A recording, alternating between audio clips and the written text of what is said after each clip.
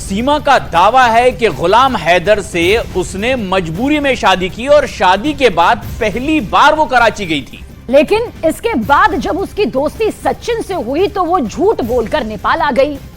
और इसके बाद सीमा के जीवन का दूसरा चैप्टर शुरू हुआ। नेपाल को लेकर के सीमा ने कई तरह के दावे भी किए और इसके इतर सीमा जिस होटल में रुकी सचिन के साथ उसके मालिक ने दावा किया। दावा दरअसल यह किया गया कि किस तरह से सीमा यहां पर रह रही थी। सीमा के दावे और होटल मालिक के दावों की जांच आइए इस स्पेशल रिपोर्ट के जरिए करते हैं।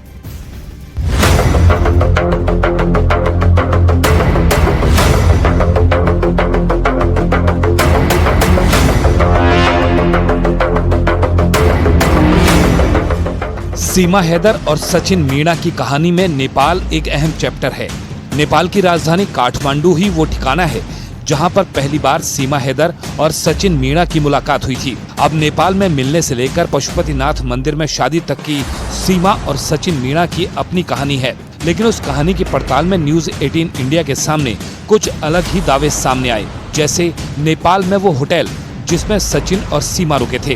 होटल मालिक के मुताबिक सचिन ने अपना नाम शिवांक बताया था। में आए थे मैडम, सॉरी मार्च में। वो लोग सुबह शाम को निकलते थे मैडम, दिन भर रूम में रहते थे और सुबह और शाम को थोड़ा वो लोग बाहर निकलते थे। तो ज्यादा से ज्यादा वो लोग बाहर ही खा के आते थे, खाना पीना सब। सचिन ने फेक नाम दिया था हमको और उनको जब हमने न्यूज में दिखा तो उनका नाम सचिन है। हम भी थोड़ा शौक हो गया और उनका नाम जो हम लोग ने एंट्री किया था यहाँ पर वो डेट में, यहाँ पर और कुछ नाम जैसे पहले दिन सचिन आया था, सचिन ने एंट्री करवाया तो दूसरे दिन फिर वो आया था उनकी जो सीमा है, सीमा दूसरे दिन आई थी। तो पशुपतिनाथ मंदिर में शायद हुई थी और ये हमको भी उतना आइडिया नहीं है। तो मैंने जो वीडियो दिखा था जो उन्होंने सिंदूर डाले थे वो सिंदूर यहाँ जो हमारा ये रूम का था। नेपाल के काठमांडू में ये न्यू विनायक होटल है जहां सीमा और सचिन रुके थे। होटल मालिक की सभी बातों से सचिन और सीमा का बयान मेल खाता है, लेकिन सचिन इस बात से इनकार करते हैं कि उन्होंने फेक नाम का इस्तेमाल किया था। उधर जब नेपाल में गई तो होटल में वो होटल वाला कह रहा है विनायक वाला कि आपने नाम कुछ और बताया था। नहीं सर पहले तो ये बाद में आई थी, पहले तो मैं ही गया था। अच्छा। मैंने बुक कराया था। जब मैं काठमांडू न्यू अस्पताल पहुंचा था तो वो अंकल थे जो बस से उतरते थे, मेरे को बुलाया, उनकी कोई कमरा चाहिए किराए पर। मैंने कि हाँ चाहिए। उनकी मेरी बीवी आएगी शाम को, वो भी रहेगी यहाँ पर। तो ये झूठ बोला आपने वहाँ पे? हाँ। और क्या कहते हैं वो, हम मान गए होटल पर गए। मैंने पूछा उनके आधार कार्ड तो नहीं चाहिए, तो उसने बोला नहीं आधार कार्ड की कोई जरूरत नहीं है, रख लो बेटा तुम।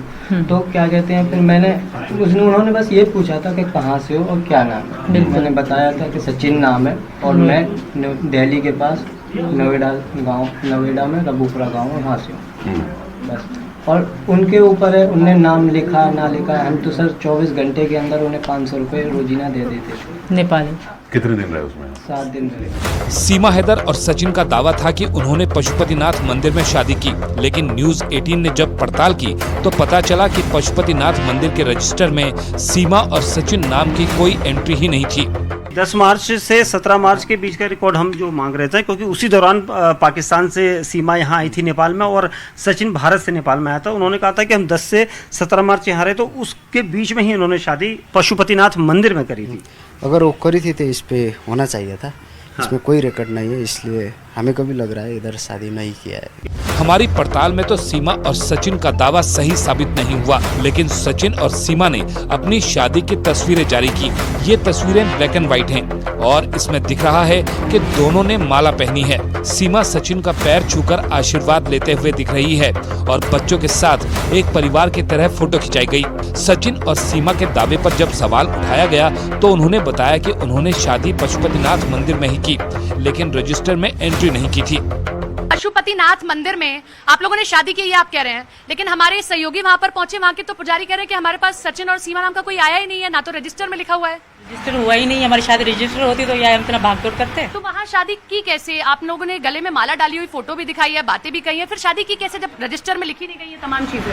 तो वही तो मसला हो गया कि रजिस्टर में नहीं है। इन्होंने मेरी मांग में भी मंगलसूत्र पहना है जैसे होती है, पर पता नहीं क्यों वो ना हो पाई, क्योंकि हम 2 ही थे और हमें इतनी मालूमात नहीं थी, ये भी इनको भी नहीं थे, मुझे तो बिल्कुल थी। शादी का सच क्या है कहा नहीं जा सकता, लेकिन जब सीमा पहली बार नेपाल पहुंची थी तब वो अपने बच्चों को पाकिस्तान में छोड़कर आई थी। ऐसे में सवाल ये भी उठ रहे हैं कि सीमा ने अपने 4 बच्चों को 7 दिनों तक पाकिस्तान में कैसे अकेला छोड़ दिया। 4 बच्चे छोड़कर नेपाल चली गई, तो ये करना भी तो, इसमें भी तो शक पैदा होता है ना कि कोई अपने बच्चे छोड़कर क्यों नेपाल चला जाएगा। सर मैं अगर वहाँ तक आई वो मेरे लिए बहुत मुश्किल था। इनको पता है हर मिनट में अपने बच्चों से, अपने घर वालों से बात करती थी व्हाट्सएप पे। उनको मैंने लगा था कि मैं घूमने जा रही हूँ, हमारे वहाँ से जा रही थी, क्योंकि हम लाहौर शम्स तबरेज़ की दरगाह है, एक बीबी रुकैया पाक दामन के उनकी दरगाह है, तो हम शिया कबीले से हैं, शिया। तो वहाँ हमारे यहाँ जाते मैं ज़िंदगी में कभी नहीं गई थी, तो मैंने अपनी बहनों से ये ख्वाहिश ज़ाहिर करके मैं जाना चाहती हूँ। सब जा रहे हैं, मेरी दोस्त ने वो तो सब जा रहे हैं, मैं उनके साथ वैन जा रही, मैं उनके साथ घूमने जा रही हूँ, क्योंकि वहाँ का रास्ता 2 दिन का तो रास्ता है, 4 दिन रास्ते के और 3 दिन मैंने वहाँ रहने के उनको बताया। और यही सोच के मैंने 7 दिन की टिकट करवाई थी, क्योंकि बच्चे मैं अपनी बहन और चाची के पास छोड़ के जा रही थी। मेरा मुश्किल था बहुत आना, पर ये भी एक रिस्क था। अगर किसी को, मेरे भैया या चाचा मामा किसी को शक होता ना कि सीमा यहाँ हैदर को भी हो जाता, दूर से पता पड़ जाती मेरे ससुर को ना कि आपकी यहाँ गई हुई है, तो मुझे तभी ख़त्म करते थे। वो भी एक रिस्क मैंने इनके लिए उठाया कि हमें मिलना था, हम कभी मिले नहीं थे, मेरी ख्वाहिश थी। बीच में मैं बहुत बीमार भी हो गई थी, तो इसी वजह से मैंने मिलने के लिए मेरे रिस्क, ये भी रिस्क था एक सर, पर उनको पता नहीं था कि मैं नेपाल जा रही हूँ या ऐसा कोई है या। सीमा बार बार यही दलील दे रही है कि उन्हें पाकिस्तान में मार दिया जाएगा। पाकिस्तान में उनकी और उनके बच्चों की जान खतरे में है और इसीलिए वो हिंदुस्तान की सरकार से अपील कर रही हैं कि उन्हें यहीं रहने दिया जाए, उन्हें पाकिस्तान नहीं भेजा जाए, क्योंकि भारत ही वो जगह है जहां उनका कोई बाल भी बाका नहीं कर पाएगा।